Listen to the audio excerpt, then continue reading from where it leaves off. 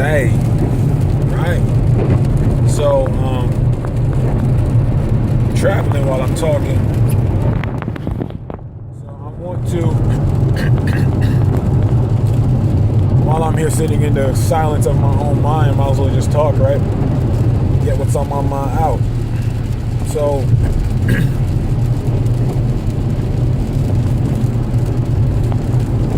our perceptions of things have been flipped in the most massive way. You know what I'm saying? To the point where weird is normal now, and normal is weird, right? So, now you know in the Bible it states that there are many ways to hell, but only one way to heaven. And I believe strongly that it's upside down. I believe actually that there are many ways to heaven, but only one way to hell, and that's just being closed-minded. If you're closed-minded, that means you're going to remain ignorant because you're not open to learn anything new or receive any new information from the other versions of yourselves that are inhabiting this planet called Earth, or this planet in the planetary position called Earth, right? Because Earth is not a name, it's a position. So, with that being said, we got to look at that in all aspects of ourselves. That goes from work, business life, personal life, even to relationships. Some people feel bad because society puts on us that it's impossible for a person to love more than one being at the same time. Once again, there are many ways to heaven, only one way to hell. I'm going to keep using that reference until it rings. That's one example you could use of that. You know, when we're trained, as we're indoctrinated as we're growing up in school, you know, pretty much like, what's your trade? What's going to be your specialty? You know, what are you going to be when you grow up? And, you know, the babies give, and I was one of the babies too, and I gave out a police. I think mine was a pediatricianist. That's what I wanted to be when I grow up, a pediatricianist, right? And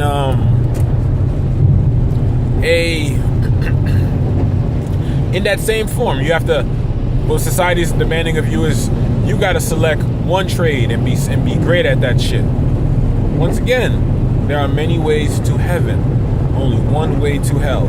You know what specializing in one trade gets you? It gets you a 9-to-5 because it keeps you boxed in. It keeps you boxed in into one job, one category, and one type of talent that you're good at. But if you flip that, as people, we were good at multiple things at the same time. We never just did one thing. We were so sick with it, we were good at multiple things. You know what I'm saying? The same nigga that could be bad at law could be bad at surgery, brain surgery, and then he could be a bad man at making jewelry, and then he could be a bad man at making music. So I used to have the conception in my mind that, you know, what is my specialty? And I used to think on that, like, damn, I do a lot of things, but what's the one thing that really is me? And always off default, I would say music, because music was the first specialty that I acquired living on this planet. The first one, not the last one, because there are many ways to heaven, only one way to hell. So, music was the first specialty I acquired. But then society tricked me into thinking that I got to put the pressure on myself that this is it. Music is just it. And therefore, everything else that I was really good at and doing, I would consider just a hobby. Because it's all based on my mindset. If I believe I can't make money or sustain myself financially with what I'm doing, then it's not going to happen. Just based off the fact that I put into the universe that it's not going to happen. And it's really that simple. So, you know what I'm saying? With all that being said, it's okay to be good at multiple things. You could be a bad motherfucker at multiple shit. Because that's just what we do. We never stick to one thing, right? We're like melanin. Melanin is always moving. It's always switching. It's always flipping. Different views, different perspectives. The light is always changing. It's never stagnant or in just one place. You understand what I'm saying? So there's always multiple.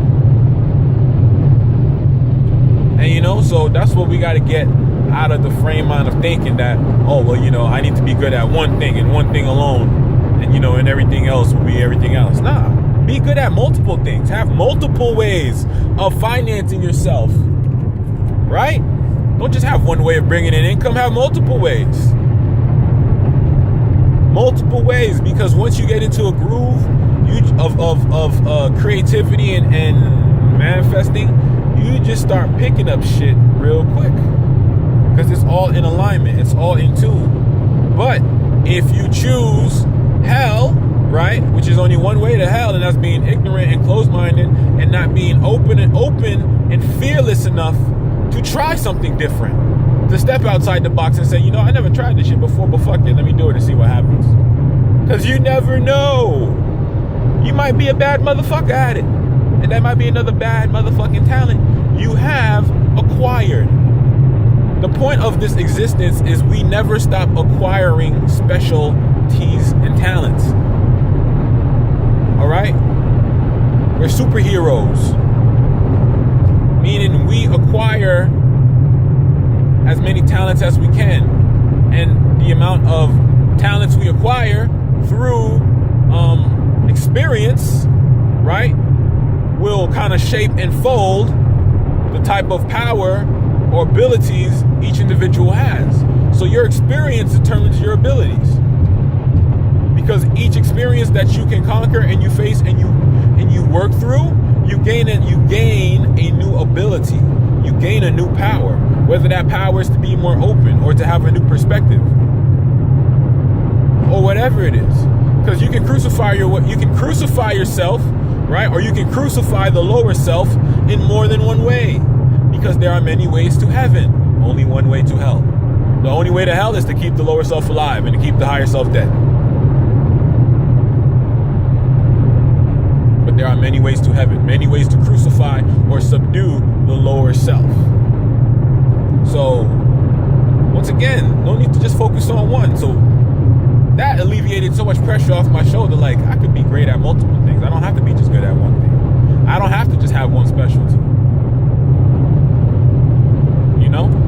I'm going to be bad at multiple things, and I'm going to continue to grow and learn new things as I get older, or get younger, as I say.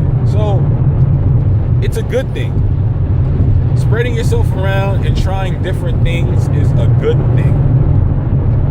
It's a good thing. It's a good thing to have multiple talents. No one here just has one talent. That's BS.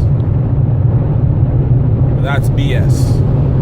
You know how they say it has to be a nice mixture within people? It has to be a nice mixture within the individual too. The individual gotta have a nice mix going on in them. If I would classify individual as a cooking pot, and I'm about to make some dinner, right? If I don't mix the right seasons, the taste is gonna be off. So I gotta put the right seasoning together. The seasoning gotta be together. You know what I'm saying? The pieces gotta be in unison. It gotta be working. It gotta complement. So even within a conglomerate or society of people, right, that is like a big mixing pot of different ingredients that gotta mesh and go together to make a banging ass meal. The individual in itself is their own meal too, and their ingredients gotta mesh and go together and complement the ingredients of the collective as a whole. Don't forget the little things.